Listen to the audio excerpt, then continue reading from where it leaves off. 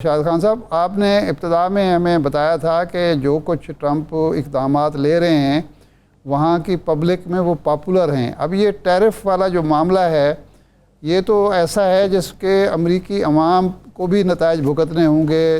अगर अशिया महंगी होंगी, गाड़ियाँ महंगी होंगी, अद्वियात महंगी होगी, बाकी चीज़ें महंगी होंगी, तो ज़ाहिर बात है अवाम की क़ुव्वत ख़रीद पर असरात पड़ेंगे। तो एक तो इस टैरिफ को आप किस तरह से देखते हैं, आपकी पार्टी किस तरह से देखती है, और क्या ये सस्टेनेबल है, इस पे ट्रंप खड़ा रहेगा या बिलाखिर चीन और यूरोपीय यूनियन जो है मिल के या यूरोप मिल के इसको पीछे हटने पर मजबूर कर देगा?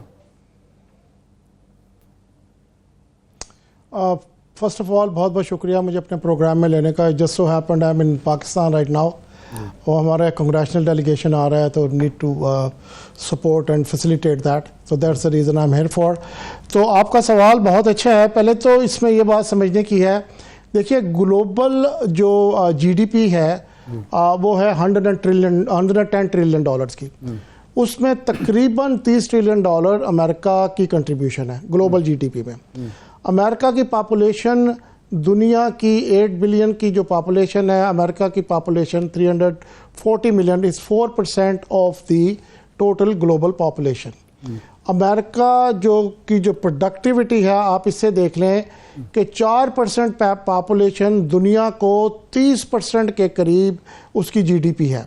तो इसका मतलब है कि अमेरिका के जो लोग हैं या जो अमेरिका एज ए स्टेट है is 7 times more productive than rest of the world or rest of any other country as a matter of fact।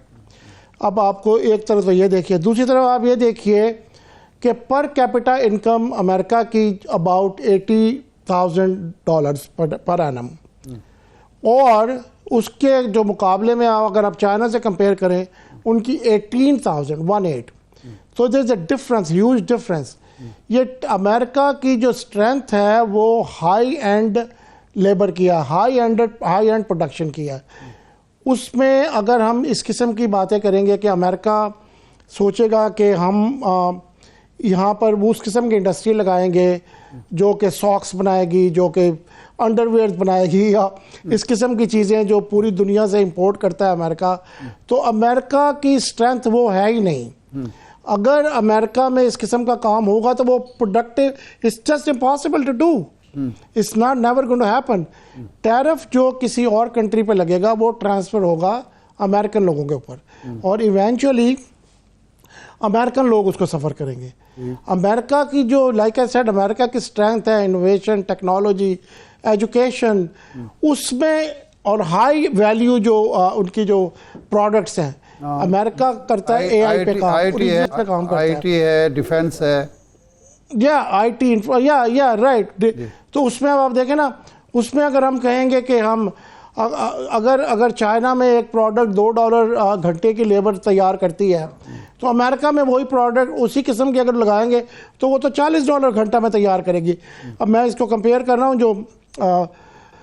जो ऑटोमोबाइल इंडस्ट्री है उसमें आप देख लें ना कि आप कहते हैं BYD इतनी सस्ती क्यों है, या और जो EVs हैं, इलेक्ट्रॉनिक व्हीकल्स हैं, वो बाकी दुनिया में जो प्रोड्यूस होती, बाकी दुनिया में चाइना में जो प्रोड्यूस होती हैं वो एज कम्पेयर टू टेस्ला और अदर वो इतनी सस्ती क्यों हैं?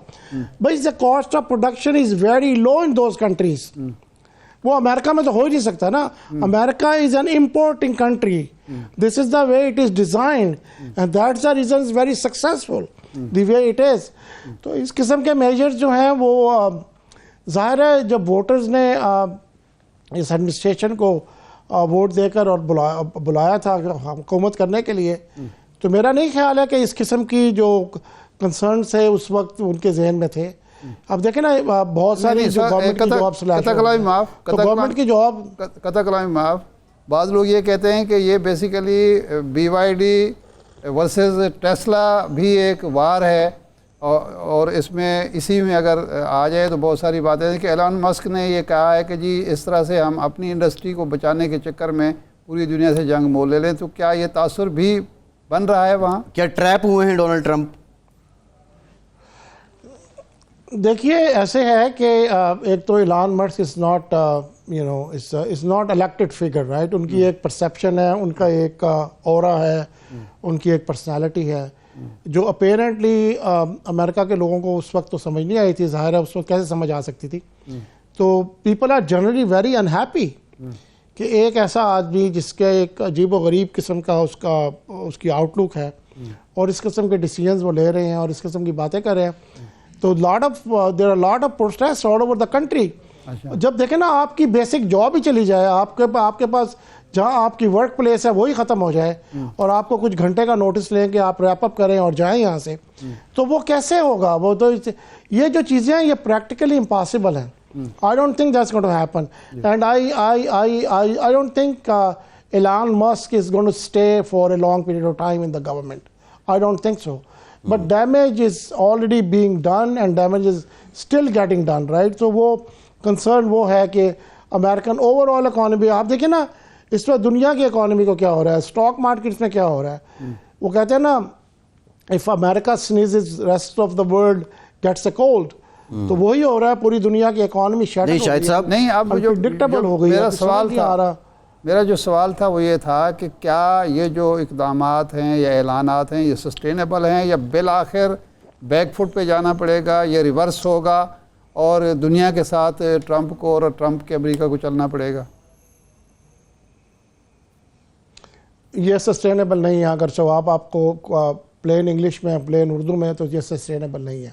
अच्छा, ये सस्टेनेबल नहीं है, इसलिए आप जो कमेंट्स देखिए, हम न्यूयॉर्क टाइम्स पढ़े, वॉल स्ट्रीट जर्नल पढ़े और जो भी कमेंट्स जो इकोनॉमिस्ट हैं, तो एक इकोनॉमिस्ट को मैं सुन रहा था CNN पे कि हमारी तो किस समझ में नहीं आ रहा ये क्या हो रहा है।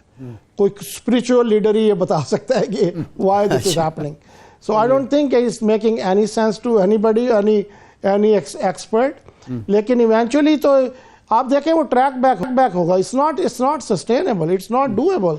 America is not designed that way. नहीं शायद साहब सवाल ये है एक अमेरिकन जो सिटीजन्स हैं जो इस वक्त वहाँ रह रहे हैं वो इसकी कीमत क्या चुकाएंगे, और दूसरा मोस्ट इम्पॉर्टेंट, इसमें जो तलवार चली है ट्रंप टैरिफ की, उसमें ना हलीफ देखा गया ना हरीफ देखा गया, तो डिप्लोमेटिक फ्रंट पे अमेरिका के लिए क्या ये चैलेंज बन गया है? बहुत बड़ा चैलेंज बन गया अमेरिका के लिए। अमेरिका की एक क्रेडिबिलिटी है, एक रिलायंस है पूरी दुनिया की अमेरिका पर, और उसको बहुत ज़्यादा फ़र्क पड़ा है। अमेरिका की जो सॉफ्ट पावर है, that is America strength. Soft power backed by a grandeur, a strong power, वो अमेरिका की स्ट्रेंथ है। जो USAID काम करती है, जो पूरी दुनिया में अमेरिकन चैरिटेबल इंस्टीट्यूशन काम करते हैं, वो अमेरिका की स्ट्रेंथ है। लोगों के मसाइल हल करते हैं, अफ्रीका में मलेरिया से डील करते हैं, पोलियो से डील करते हैं, एड्स से डील करते हैं। जो बीमारियां अमेरिका में जनरल पब्लिक को मालूम भी नहीं होती, वो मलेरिया टाइप या पोलियो टाइप, उसको भी दुनिया से एरेडिकेट करने की कोशिश करते हैं। नहीं, लेकिन ये तो हकीकत है कि कोरोना इन्फेंट मोर्टेलिटी पे काम करते हैं माज़ के साथ। लेकिन ये तो हकीकत है कि कोरोना के मौके पर जो है चाइना ने बेहतर डील किया, उसकी वैक्सीन जो थी वो भी पावरफुल थी, अमेरिकन वैक्सीन के मुकाबले में सप्लाई भी बेहतर थी। तो कोरोना के मौके पर तो चाइना का बिहेवियर जो था US से बेहतर था। आप ये कह सकते हैं, लेकिन अगर आप कंपेयर करें तो कोवैक्स से जो पूरी दुनिया में जो मॉडर्ना की और फाइज़र की और जॉनसन एंड जॉनसन की जो वैक्सीन थी, जो कि पूरी दुनिया में फ्री दी गई थी under the world bank program called Covax, तो वो तो अमेरिका ने दी थी, दे पेड फॉर इट। अच्छा, चाइना ने भी दी होंगी, उसके मेरे नॉलेज में उतना ज़्यादा नहीं है, क्योंकि ओवरऑल जो पाकिस्तान में जो आप वैक्सीन इस्तेमाल कर रहे थे वो तो अमेरिकन वैक्सीन थी। पूरी दुनिया में भी इतनी ज़्यादा उनकी प्रोडक्शन हुई। ठीक है जी, अच्छा, हो सकता है बात। अब ये है कि अगर यूरोप अगर ये ज़िद करते हैं या अड़ जाते हैं चीन के हवाले से ख़ास तौर पर, और यूरोप क्या अमेरिका के चीन के साथ खड़े हो सकता है और यूरोप और अमेरिका के इत्तेहाद टूट सकता है? देखिए, अमेरिका की strength is American dollar. US dollar is the reserve currency of the world. अगर उसको कोई नुकसान हुआ तो अमेरिका को एक लॉन्ग टर्म नुकसान होगा। अच्छा, अगर ये जो आप सारी बातें कह रहे हैं, अगर इसके बाद दुनिया के जो सर्टन ग्रुप्स हैं या सर्टन कंट्रीज़ हैं या सर्टन रीजन्स हैं, उन्होंने डिसाइड किया कि हम अब US डॉलर में ट्रेड नहीं करेंगे, हम बार्टर करेंगे, हम किसी और करेंसी में ट्रेड करेंगे, हम यूरो में ट्रेड करेंगे, और चाइना कुछ अपना एक सेटअप बना लेता है। अमेरिका को लॉन्ग टर्म नुकसान बहुत ज़्यादा होगा उससे, जो कि नहीं होना चाहिए। 70s के बाद से पहले आपको भी जो अगर इतनी उम्र के लोग हैं उन्हें अंदाज़ा होगा कि gold was suppose to be the reserve of the world. उसके बाद से वो बिल्कुल ख़त्म हो गया और dollar is the reserve of the world.